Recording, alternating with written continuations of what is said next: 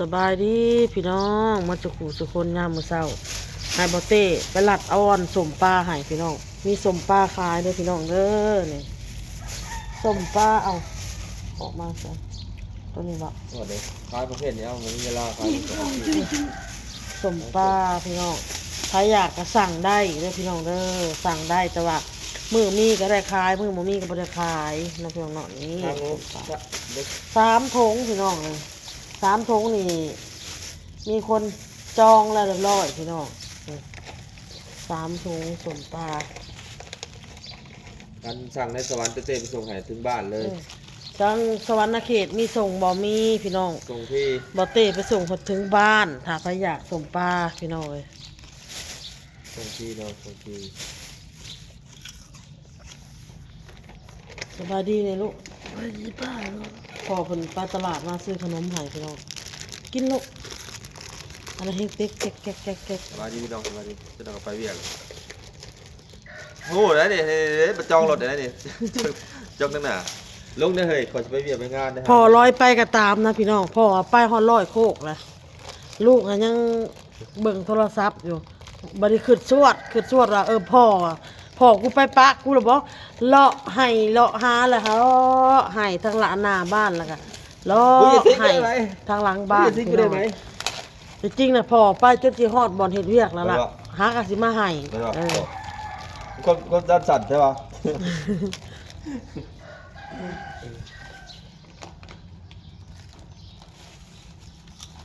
เล็กเด้ เดี๋ยวจัดสมปลาก่อนพี่น้องอันนี้ฮะนกเพิ่นอุดหนูนเด้อนกเพิ่นสั่งพี่น้องเลยก็เลยขายเพิ่นพี่น้องเลยสิอะไร คนขาย จัดส่ง คนขายเสร็จปุ๊บยังสิกระปุ้นท่านขายเขาสมเนาะธุรกิจสองธุรกิจ เพิ่นเอาไปขายต่อได้นี่พี่น้องสั่งละลายนี่ฮะ นี่แหละ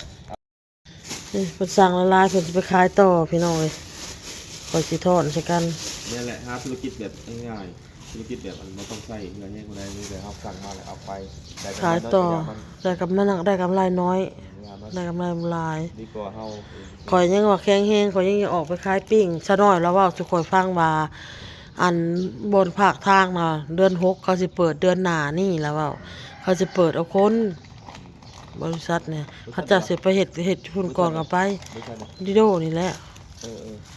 เดือนหน้านี่เขาสิเปิดเอาพนักงาน เบิ่งเงินแล้วก็เบิ่งอะไรก่อนมันเห็ดใด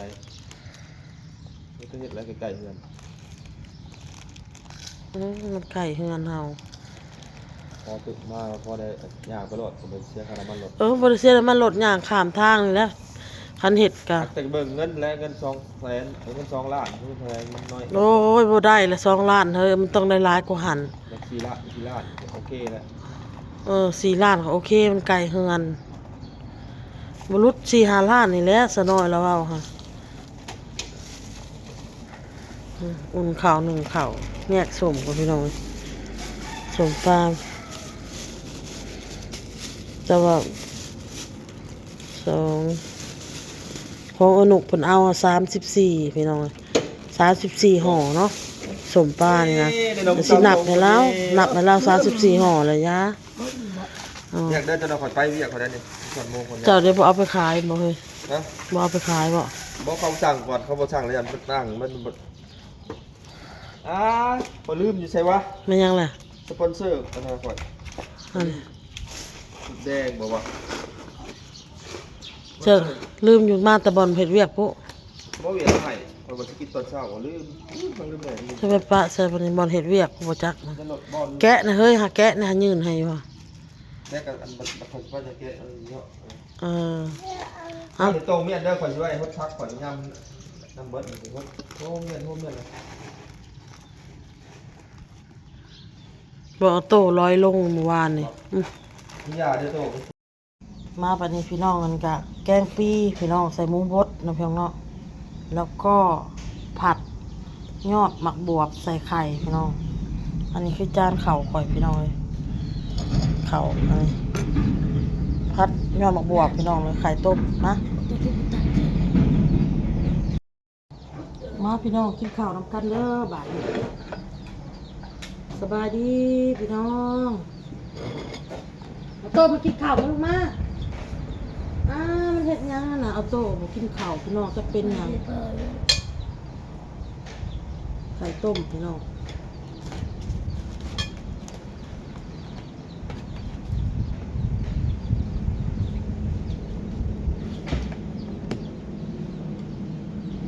นี่เนาะ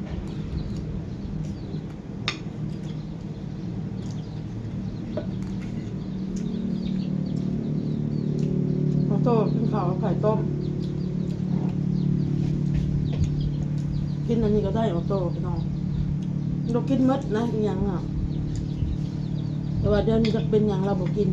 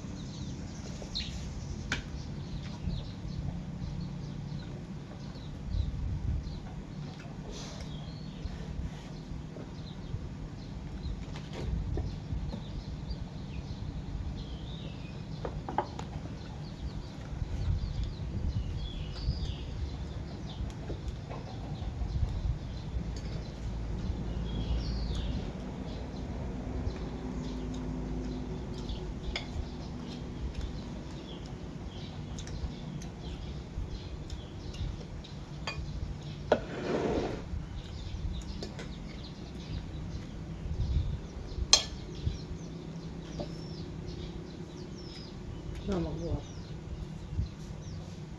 มันนั่นน่ะปึกซึกอยู่คือว่าหมักบวบกินข้าวกินเรื่องกินข้าว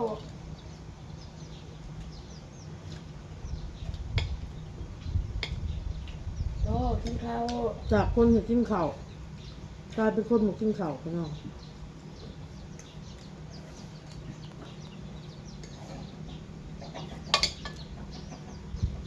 เนี่ยมันขึ้นเนี่ยกินมะเขา ไม่กินนะนอนเลย นอนไปตื่นบุกอีกวันนั้นเนี่ยไปกินข้าวกันละ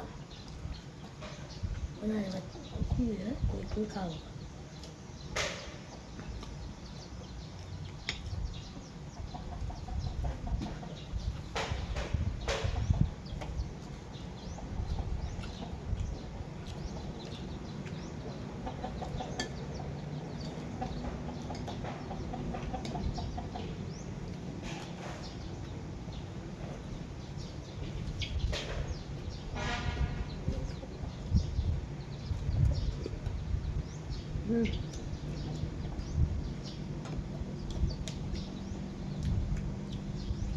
ก็ตามเดือนนั่นแหละ2 ปีจะเดือนเลย2 ปีว่าบอก2 ปี 6 เดือน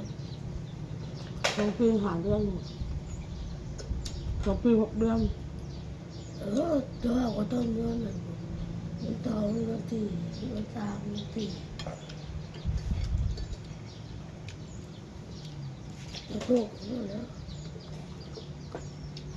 สอง ก็มันเป็นก็เป็น6 เดือน 2 3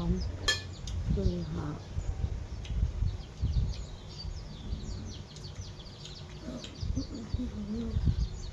11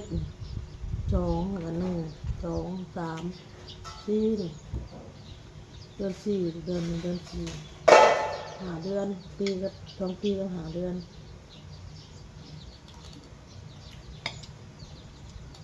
6 เดือนครับ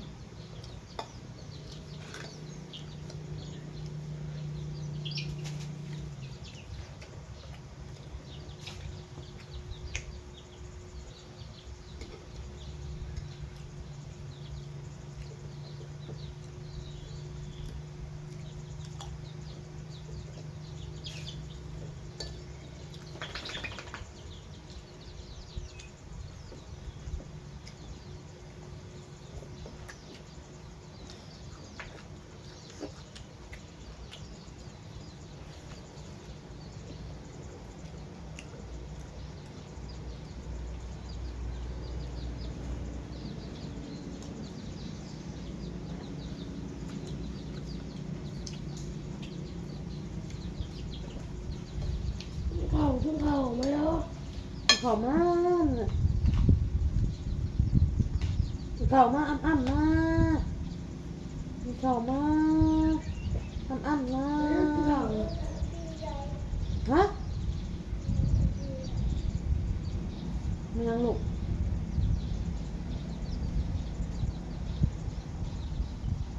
คืออยากนอนเนี่ยตาลอย เราไม่อยากกินนี่ ๆมาพี่ลูกมาพี่ แต่ว่าไปอยู่กินกับ มา มี พี่นะ ชุดนี้อยากกินกับมีเลยไม่อยากกินข้าว เนาะ แต่กินนั่งโต๊ะกินนั่ง อิ่มเลยนะพี่น้องไอ้ข่อยผมว่าพยายามกินน้ำกินยังไปแล้วก็อิ่มกินหลายมันก็คือเป็นมันคาบ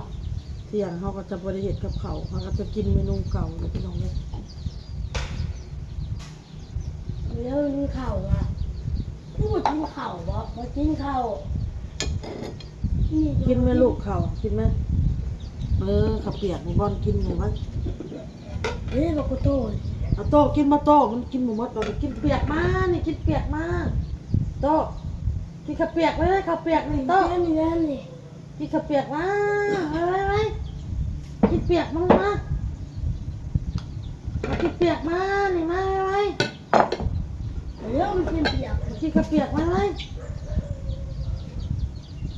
เป็นยังวะพี่น้องเป็นสั่ง มันซึ่ง เป็นยังโตขี่ว่าสั่นอัดโตขี่ว่ะลูกข่าวมากพี่น้องเอ้ยพอนะอิ่มแล้ว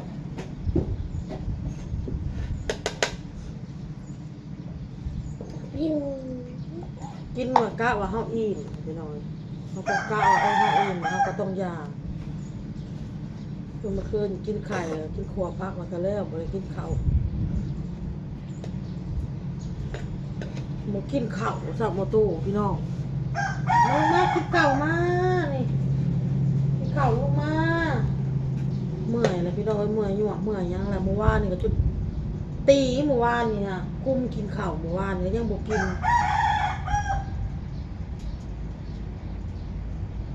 เป็นหยังจากเด็กน้อยที่เคยกินข้าวแล้วบ่กินพี่น้องก็กินกันเราก็สิเฮ็ดลิ้นแล้วก็ถมถิ่มคายถิ่มไปเสียนะโอเคพี่น้องคลิปนี้ก็ลาไปก่อนเด้อพี่น้องพ่อคลิปหน้าพี่น้องสบายดีพี่น้องบ๊ายบาย